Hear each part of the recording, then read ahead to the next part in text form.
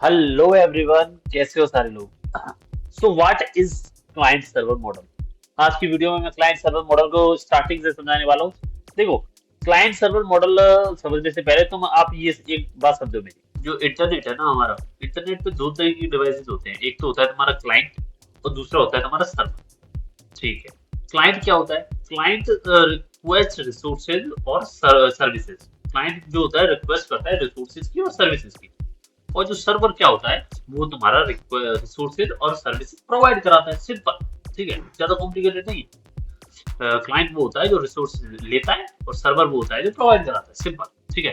When you visit a website, जब आप एक वेबसाइट को विजिट करते हो अपने ब्राउजर के थ्रू, ठीक है, तो वो क्या करता है, एक्ट करता है एज अ क्लाइंट। क्लाइंट की तरह एक्ट करता है। ठीक है, वो रिक्वेस्ट मांग रहा है, कुछ मांग रहा है ना, सर्वर से। ठीक है। देन जो रिक्वेस्ट को जो एक्सेप्ट करता है वेब पेज। ठीक है, और जो वेब सर्वर है, ठीक है, वेब सर्वर जो एक्सेप्ट करता है और वेब सर्वर आपको वेब पेज भेजता है। इतना समझ में आ गया। अब देखो, the web server will then send your browser a web page, और तब जाके तुम्हारा जो वेब सर्वर है उधर का, वो तुम्हारे को क्लाइंट वेब पेज भेज देता है। सिंपल। ठीक है। कुछ ऐसा होता है क्लाइंट सर्वर मॉडल, जिसके अंदर क्लाइंट आप हो जो कि सर्वर से रिक्वेस्ट करते हो और इसके बदले में रेस्पॉन्स लेते हो। रेस्पॉन्स रेस्पॉन्स मतलब कुछ भी, वेब पेज, कोई फाइल, कुछ डाटा, या कुछ भी हो सकता है। अब बात कर रहे हैं, देखो, a web page is nothing more than a collection of resources or a file sent by a web server। Web page मतलब वो वेबसाइट, ठीक है, एक तरीके से समझ लो। वेबसाइट का जो पेज होता है वो कुछ नहीं है, केवल और केवल कलेक्शन ऑफ फाइल्स है, जो कि आप वेब सर्वर भेजता है आपके ब्राउजर को, और ब्राउजर उसे कलेक्ट करके एक वेबसाइट बना देता है। सिंपल सी बात है। देखो, एग्जांपल भी दे रखा है मैंने। For example, at the very least the server will send your browser a text file written in a hypertext markup language, HTML जिसे आप बोलते हैं। देखो, कुछ नहीं है, एक जो तुम्हारा सबसे पहले जो फाइल होती है ना, जो कोई भी सर्वर तुम्हें भेजता है, वेब पेज की बात कर रहा हूँ। वेब पेज मतलब वेब साइट। ठीक है।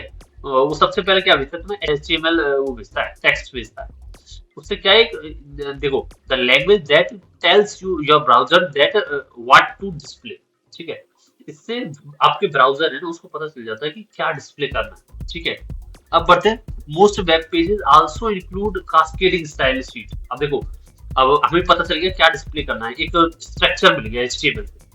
अब देखिए, स्ट्रक्चर मिल गया, अब कास्केडिंग से हमें थोड़ी स्टाइलिंग मिल जाएगी उसकी।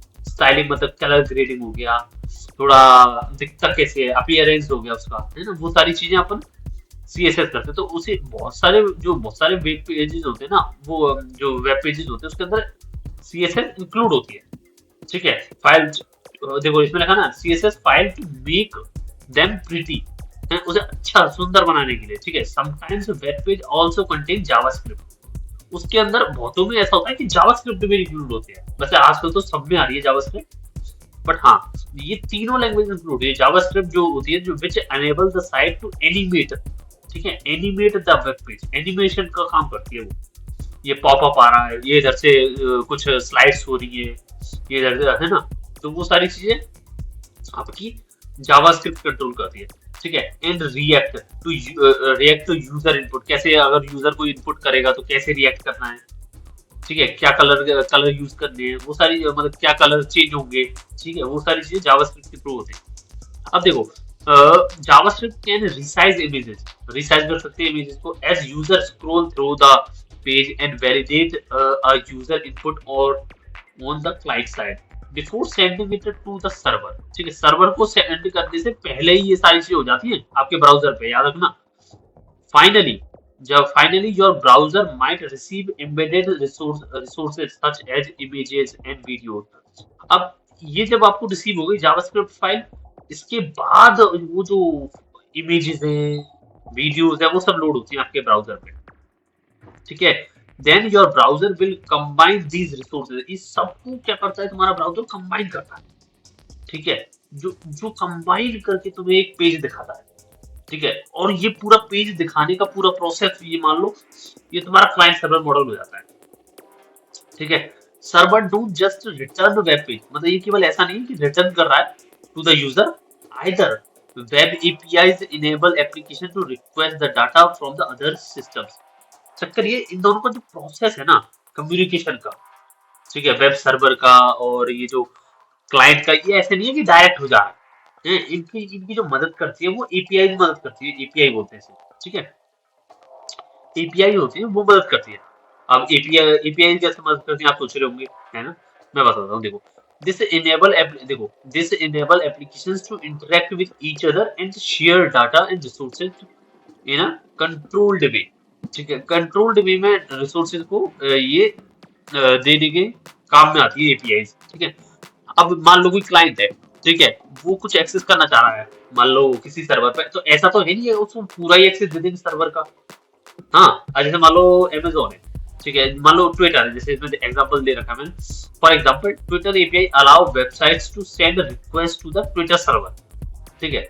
मतलब ये ट्विटर की जो एपीआई है, मान लो हम कोई ट्वीट करते हैं तो वो ट्विटर सर्वर पे जाता है, ठीक है, टू रिट्रीव डाटा। डाटा को रिट्रीव मतलब कोई ट्वीट को देखना हो, ठीक है, तो वो सब डाटा को रिट्रीव कौन करता है, कहाँ से होता है, ट्विटर सर्वर से होता है। और ट्विटर सर्वर से हमारे पास कैसे आता है, वो एपीआई के थ्रू आता है, ठीक है, as a list of public tweets.